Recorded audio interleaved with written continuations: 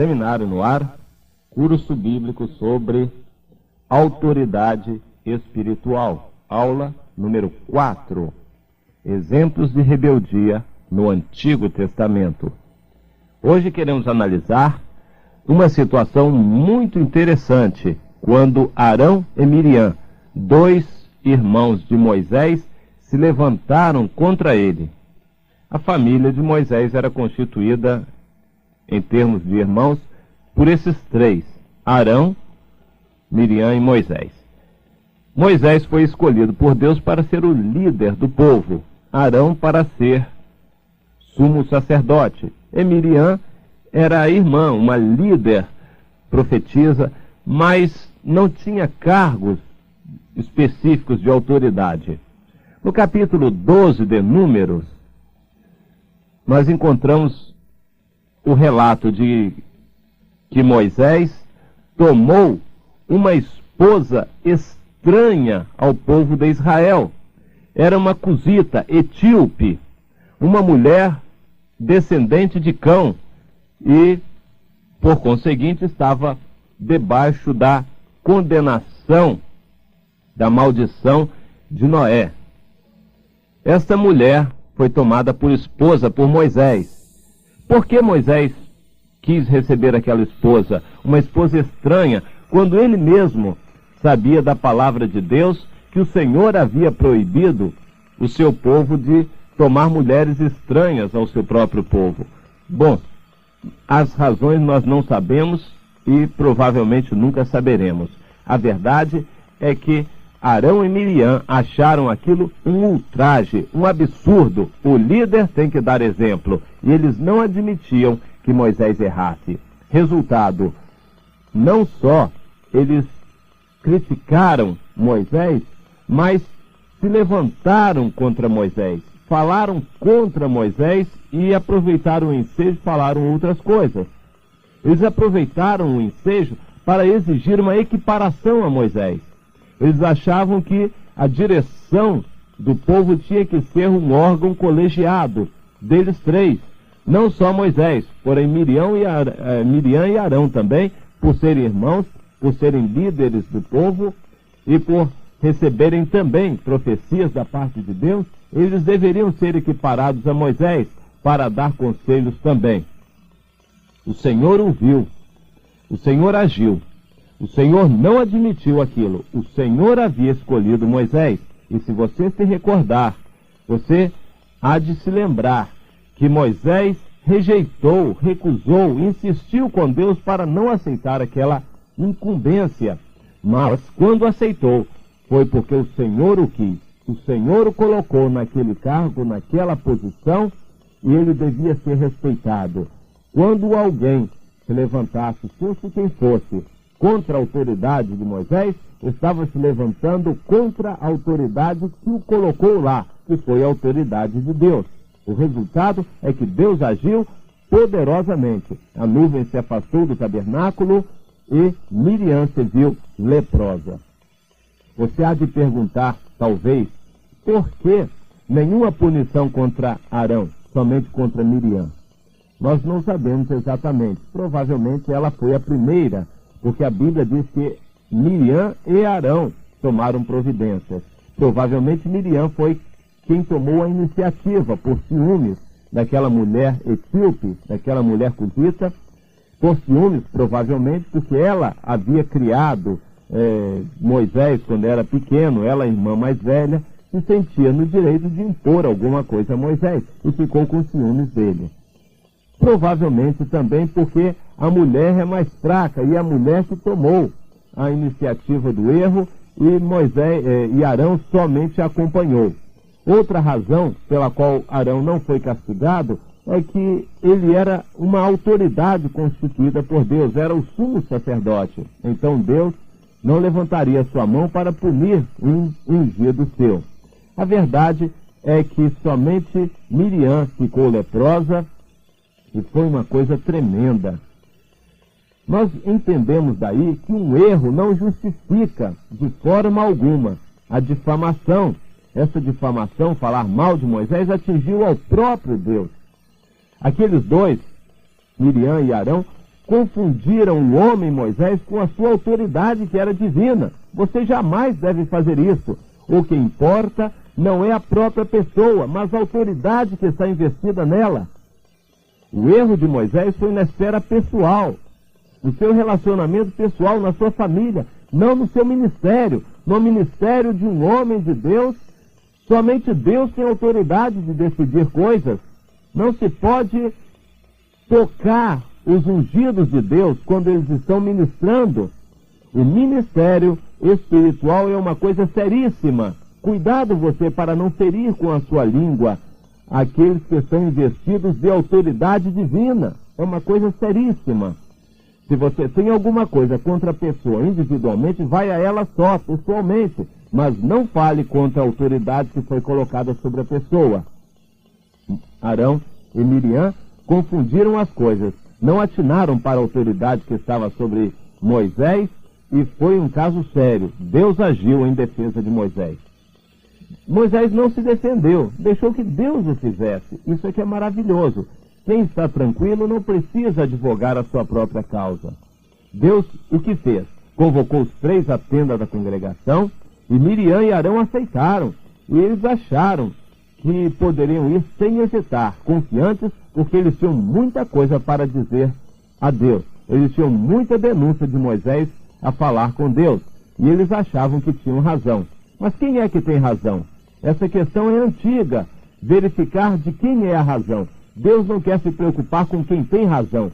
Deus quer que você seja obediente, independente de quem tem razão. O homem nunca tem razão. Por mais certo que esteja, ainda está muito errado. Se você tem tido essa preocupação de estar perfeitamente certo, de saber o que é certo e errado, de ter sempre a razão, então tire isso da sua cabeça. Isso é uma preocupação idolátrica. Deus quer que você se preocupe em obedecer, em estar submisso à autoridade, não em ter razão. Deus não dá razão ao homem, jamais o homem vai ter razão. Por mais certo que esteja, ainda está longe de ter razão. Deus não deixou ninguém falar, nem Moisés, nem Arão, nem Miriam. O Senhor tomou a iniciativa e já sabia de tudo, e conhecia os corações, e repreendeu os 2 irmãos severamente, e defendeu Moisés. A palavra de Deus foi séria. Como vocês não ousaram falar contra o meu servo Moisés, que é fiel em toda a minha casa? E eles ficaram de boca fechada. Resultado, Miriam ficou leprosa. Numa situação pior do que ser etíope. Pior do que ser etíope era ser leprosa. E, ao final, foi o mesmo Moisés que intercedeu por ela. O mesmo Moisés foi a presença de Deus. Mas Deus falou claro: como vocês não temeram falar contra o meu servo Moisés? Então você, meu irmão, minha irmã, cuidado com a maledicência. Deus defende os seus ungidos. Deus está continuamente a defender os seus ungidos. Um outro exemplo que queremos ainda focalizar hoje é um pouco mais adiante, ainda no livro de Números, no capítulo 16, a rebelião coletiva de Coré, Datã e Abirão. Ou seja, eu gostaria de dar esse outro título, a rebelião democrática de Coré, Datã e Abirão. Moisés dirigiu o povo de Deus com autoridade autocrática, centralizadora. Moisés detinha todo o poder naquele povo. Bem, era uma situação provisória. O poder devia ser distribuído entre sacerdotes, entre príncipes, enfim. Deus havia organizado o povo, mas Moisés estava acima daquela organização. Moisés era a própria representação de Deus entre o povo. Coré era um levita, representava o clero, o poder religioso. Datã e Abirão eram filhos de Ruben, da tribo do mais velho, representavam o poder civil. E eles atraíram para si a simpatia democrática de todo o povo. Agindo democraticamente, eles reuniram 250 líderes, talvez a maioria dos líderes, e eles estavam representando todo o povo. Fizeram uma rebelião democrática. Era como se todo o povo se rebelasse contra Moisés e contra Arão. Eles disseram: basta. Que coisa terrível. Quem é que pode dizer basta ao povo de Deus, senão o próprio Deus? Eles acharam que o povo tem razão. E hoje há muitos que estão confundindo também as coisas. achando que o poder vem do povo. O poder não vem do povo, o poder vem de Deus. Democracia é o povo no poder, mas nós não temos nada a ver com a democracia. Deus é quem tem autoridade. E eles disseram: basta, Moisés. Que coisa terrível, que ousadia. Toda a congregação é santa. E por que vocês estão se exaltando sobre a congregação? Toda a congregação é igual.